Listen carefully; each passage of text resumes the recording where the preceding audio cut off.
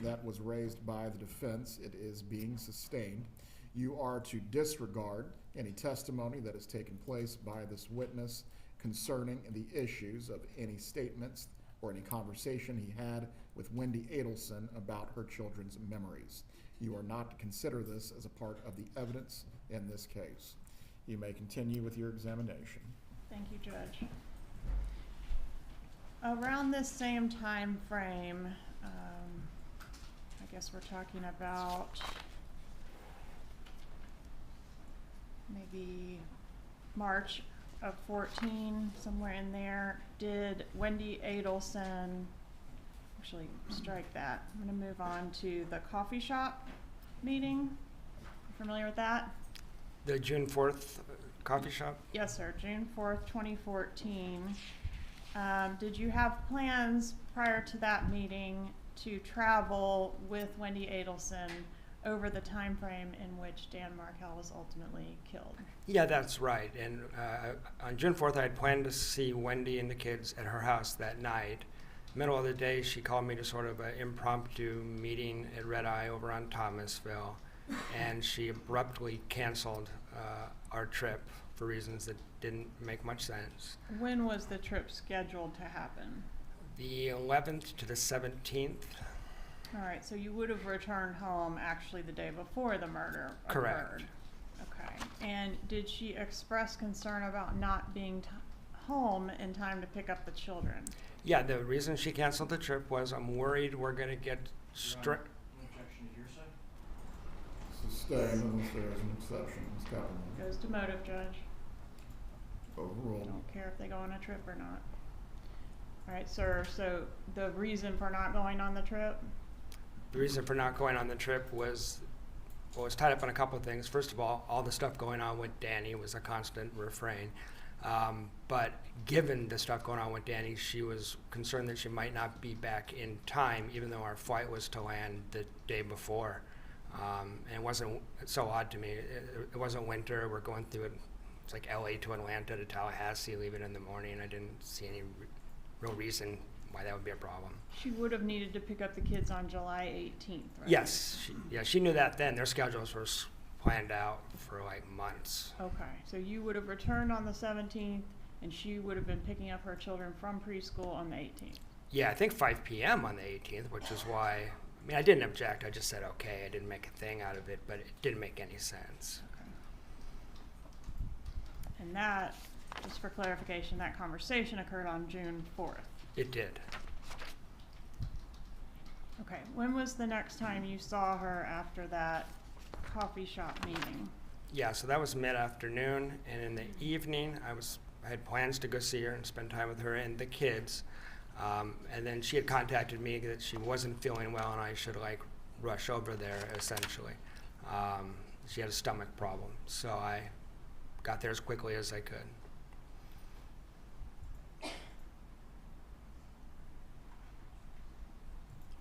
All right, so did you go to her residence that evening? I did. And what happened when you got there? Well, on the way there, I remember contacting her and asking her, do you want me to stop and get some stomach medicine or something like that, and didn't. I believe she told me not to. Once I got there, she hemmed and hawed a little bit, and then eventually I left because she was a complete anxious wreck. She didn't have the flu. She didn't have food poisoning. She was just a nervous, anxious wreck, and it was affecting her stomach. So after a little while, I drove to a nearby convenience store to go get her Pepto-Bismol, which I recall because I have a credit card receipt from this random convenience store a few miles from her house. All right, so she was a nervous wreck that night, and did she tell you what the problem was or not? No, there was no discernible. I couldn't figure it out. She didn't tell me. Okay. All right. Was there a time when you were over at Ms. Adelson's residence and you observed that her TV was broken? Yes. Okay, tell me about that. When did that occur? That would have been around the week of June 11th to 18th, somewhere in that time period. I went over Wendy's to spend time with her and the kids, and she asked me to take a look at the television. I turned it on. She said there was a problem with the TV, so I turned it on expecting to see like input 1 flashing, or the kids pushed the wrong button or whatever. And what I'm looking at when I turn it on is a screen that's been partially shattered, that's been struck by an object. So she had a broken TV. All right, and did she tell you what happened to the TV, how it got into that No, she state? kind of asked me to look into the TV, as if, she didn't know. I looked around. It was impossible to me that the kids would have done it, but I didn't know about, a better explanation at the time. So I was kind of mystified as to what happened. It looked like a human being stood, between 5 and 6 foot, something like that. It stood in front of it and hit it. That's what it looked like. But she was asking me. Okay, so it was like an impact mark, like a round impact with spider webs. Exactly. Then the pixels are distorted. Most people have probably seen this. So it's, and it wasn't completely shattered. You could sort of see what was going on the television. But it's not a TV anybody would normally watch. Okay. All right, so let's move away from the TV for now. Was there a date that you had with Wendi Adelson on, gosh, have I gone backwards in time here? It was the day before her birthday. What was the date of that? We were scheduled to have a date. The day before her birthday is April 21st. We were scheduled to have kind of a special date night that night. Wendi didn't answer her phone, didn't answer texts, and I got so concerned about her. A few hours after the date was supposed to have started, I just drove over there to check on her, knocked on the door for a while. She finally came to the door. Appeared to be intoxicated, and not just on alcohol. I mean, weary-eyed. I'm not sure what substances, but it wasn't good. She wanted me to stay, and I was annoyed enough that I actually just left. I didn't stay the night. So. Okay, so I kind of got our timeline out of her, but some erratic behavior from her on April 21st and then again on June 4th. That's right. Okay. I'm going to approach and show you a text message that was sent on June 28th of 2014. And I've marked it as States Exhibit 141. Have you ever had a chance to review this text message before? Yeah, you showed this to me last week. All right, and this message had never been shown to you before last week, right? Right. And it's been testified that this was from Wendi Adelson to her brother, Rob Adelson, but it concerns you. Yes. Is there anything factually incorrect in what Wendi Adelson is stating in that text message? Well, when she says I haven't told mom and dad about me, I met them multiple times. It's impossible that they didn't know we were dating. For example, I was aware that Donna wasn't thrilled that I wasn't Jewish, So that doesn't add it. This doesn't make sense to me in terms of like seeing me for 6 or 7 months. So in that text message, she's saying, that you're a secret boyfriend from the parents. Were you a secret boyfriend from the parents at that time? It's implausible. No, I don't think so. In fact, you'd met the parents several times. Yeah, and had conversations with them, limited conversations, but conversations. And the other part that's, I think, really significant is the kids talked about me constantly. I have all kinds of text messages and emails where Wendy's mentioning the kids are down in South Florida talking about me. Judge, at this time, I'd ask to move into evidence states 141. Any objection? Can I see that, please?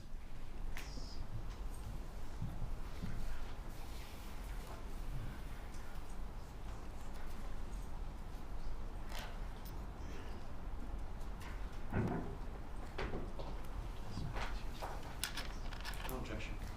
States 141 is admitted at this time.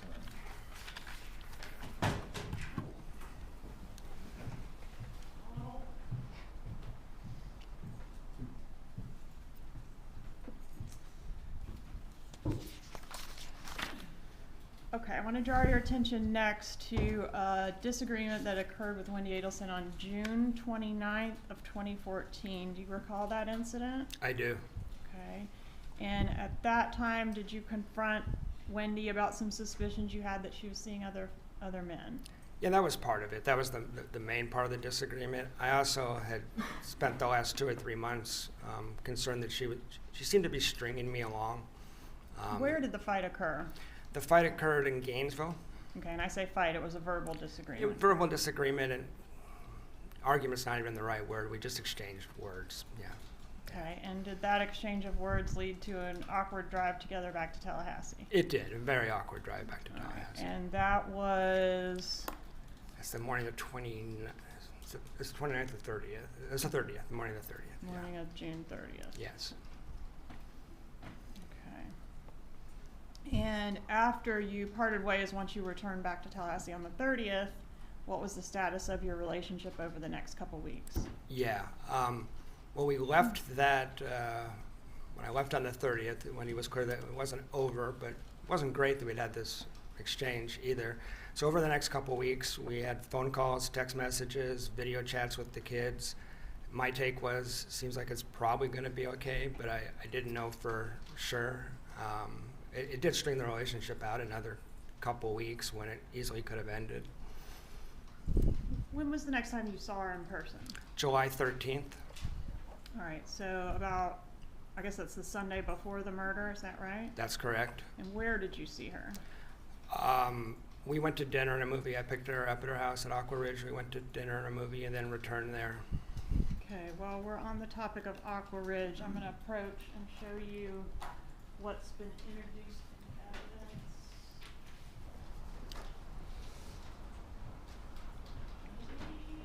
Is that in evidence, Ms. Dugan?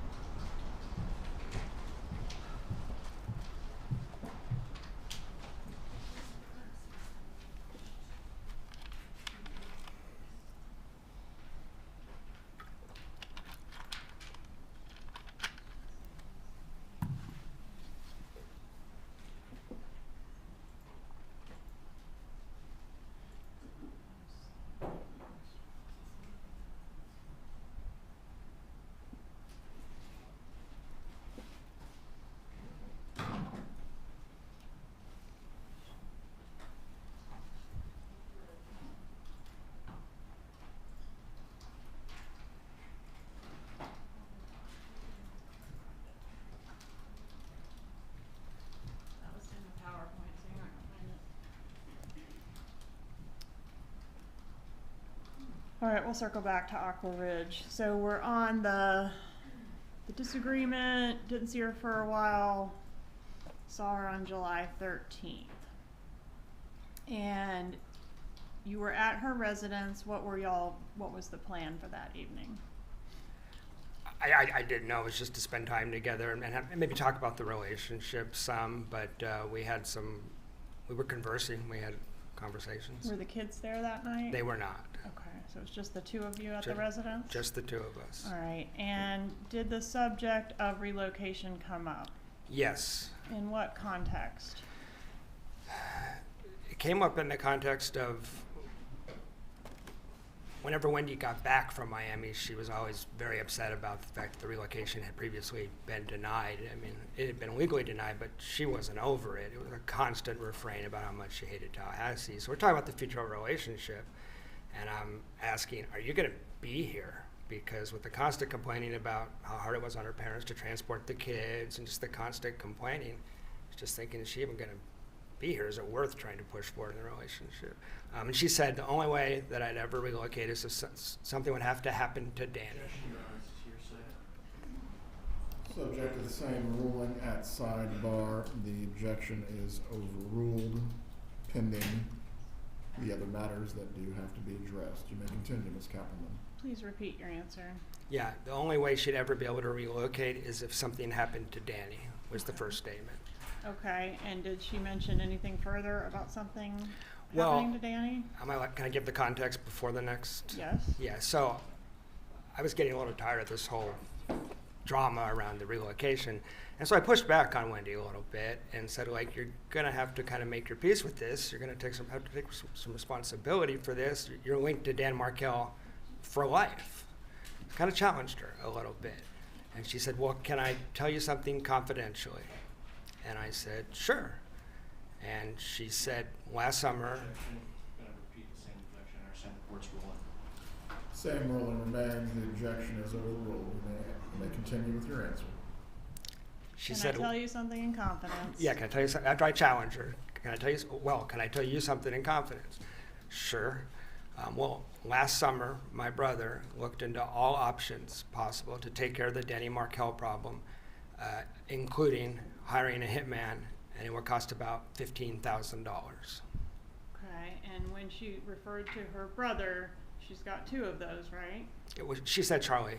Okay. And when she said Charlie looked into hiring a hitman, are you familiar with Charlie's joke? I looked into hiring a hitman, but got you a TV as a divorce present because it was cheaper. Yeah, Wendy had told me that joke a couple of times. This was not that joke. Okay, so this was something different. Yeah, the joke was said with levity. It's a dark joke, but well, this I found chilling. I found disturbing. It made my stomach flip. It kind of took me aback. It was, she was dead serious when she Okay. said this, and she'd asked to tell me in confidence, which you don't do before you tell a joke. Okay. So I want to take you to the next day then. So we're at July 14th, the Monday before the murder. Yes. Did you see Wendi Adelson on that date? Yes, we had contact throughout the day trying to arrange some kind of date. It kind of ebbed and flowed. But she was real enthusiastic about seeing me at one point, and then like mid-afternoon, let's just meet at yoga is what was decided. So we went to yoga. Okay. What happened after yoga? Well, I was wondering why we were at yoga, because when he was being very strange, I felt like the relationship was over. She wasn't feeling well. I'm not a big yoga guy, so I didn't understand why we were at yoga for like 80 minutes, stretching. But then when we left yoga, we barely spoke, and I was just getting a vibe that this is over. Tried to talk about the relationship, didn't go very well. It was pretty clear to me. My internal thoughts were like, well, this is over. And she didn't want to spend time with me the rest of the week, so I just put my hands up like this. I remember this vividly, and just turned around and walked away. Where were you when that was happening? We're in the parking lot of Journey's Yoga over by Winn-Dixie. Okay, so you have your two respective vehicles there and Yes. you're parting ways. Yes. Okay, what happens as you walk away? Get about 10, 15 feet away from her, and she calls after me. I turn around, and she had a series of detailed questions about what I would be doing on Friday. I had a trip to Tennessee planned, and she wanted to know if I was going on that trip, and she wanted to know what route I would be taking. And if I didn't go on the trip, why wouldn't I go on the trip?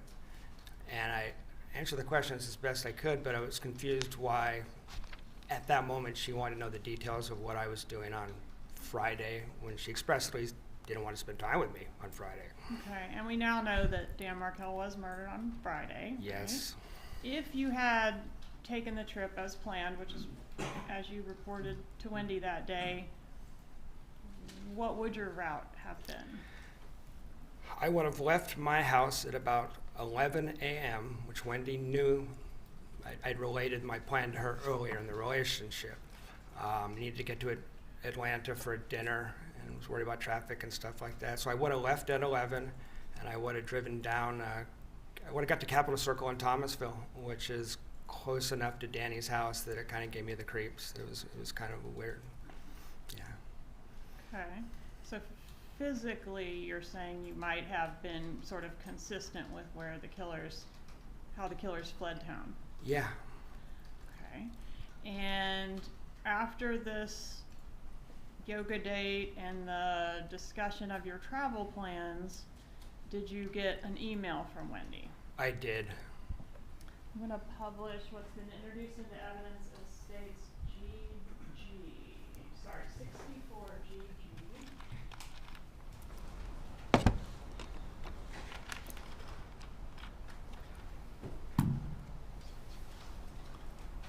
Is this the email she sent you after the yoga date? Yes. All right, so is she breaking up with you? Is that clear? No, she's asking, well, I consider based on our interaction, I thought this is over. I had told Wendy if she wanted to break up with me, she doesn't like confrontation, just send me an email or text. She sends me this, which strings everything out for another week. So she's not breaking up. I mean, functionally, that's realistically, I'm not dumb. I'm thinking we're over. But she's asking for another week, which brings it to the 21st of July. And I was puzzled. I wondered what in the world is going to happen July 21st. But I just didn't respond because she asked for no contact. All right, so she wants to have no contact for a week. Right. Okay. All right, I was able to find that photo I was looking for earlier, 86A. I can show you that. You recognize 86A? Yeah, that's Wendy's Adelson's residence on Aqua Ridge, and that's what it looked like when we were dating. Okay. Moving to evidence 86A. Any objection? No, Your Honor. 86A is admitted at this time. May I publish? You may. All right, so I blurred the boys' faces, but this is how the residents at Aqua Ridge appeared. Yes. And the kids' art that's shown on the wall here, was that present during the time that you were dating Wendi Adelson? Yes. Was it something that like you know, art would come down, other art would go up, or was it pretty fixed? It was, maybe some art would get added, but I never saw any come down until July 14th. All right. 13th, sorry, July 13th. July 13th, you noticed that the art had been taken down? We walked into the kitchen, and then Wendy was pulling art off the wall, the only time I'd ever seen her do that. Okay. And I want to ask you about, I've nicknamed it the celebration dinner. Are you familiar with that? Yes. topic? Okay. Could you tell the jury about that, please? Yeah. Objection, Your Honor. Calls for hearsay. I understand the court's prior rule. Objection is overruled. Wendy and I reestablished phone contact about 10 days after the murder. She called me, and we had 3 or 4 phone calls. In one of them, she related that her and Charlie had gone to what Charlie called a celebration dinner, and at that dinner, Charlie said something to her. She didn't specify what it was, and she spontaneously vomited all over the table. Are you aware, sir, that you were suggested as a potential suspect in Yes. this murder? Where were you when Dan Markel was murdered? I was in Tennessee because I had left on my trip the night before. So Rather you than changed your plan. I changed my plans at the last minute. All right, and you provided law enforcement with some receipts and things to prove that you were in Tennessee at the time? All that, and I got a flat tire, so I ended up getting videotaped at a Kmart. And I know the TPD used that to exclude me with the timestamp on the surveillance footage. May I have one moment, Your Honor?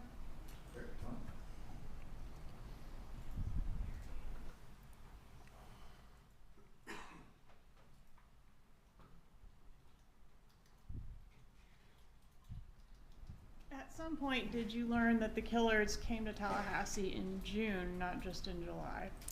Yes, when the arrests were made and the documents were released, I learned that, yes. And did you put together some facts about your travel plans that day that could have potentially made you a suspect on that trip as well if the murder had happened as Yeah, planned? that Friday, I was scheduled to go to a business trip in Gainesville, leaving at 11 a.m. So 2 times in 2014, I leave town on a trip by myself in my car, and both times hitmen are in town trying to kill Danny Markel, once successfully, obviously. Are you familiar with the type of vehicle that was originally rented by the killers in June to make that June trip? I am. Okay. And was that significant to you? Yeah, I mean, this is long after this all happened. I'm learning this from court proceedings in 2016. But when I heard they rented a gray Altima initially, I had a 2004 Nissan Sentra. That freaked me out because that's about as close as you were going to get to my car on the rental market. I'm gonna show you what I've marked as State's Demonstrative Exhibit G. You recognize this exhibit? Yes, ma'am. Alright, is this the make and model of the, it's not the actual rental car, but the make and model of the rental car compared to the make and model of your vehicle? Yeah, my car's right on top. That looks just like the car I had at the time. Permission to publish G, Your Honor? You may.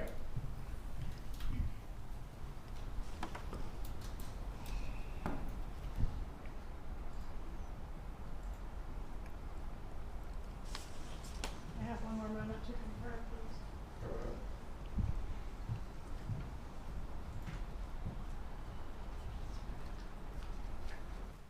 No further questions, Judge. Cross-examination.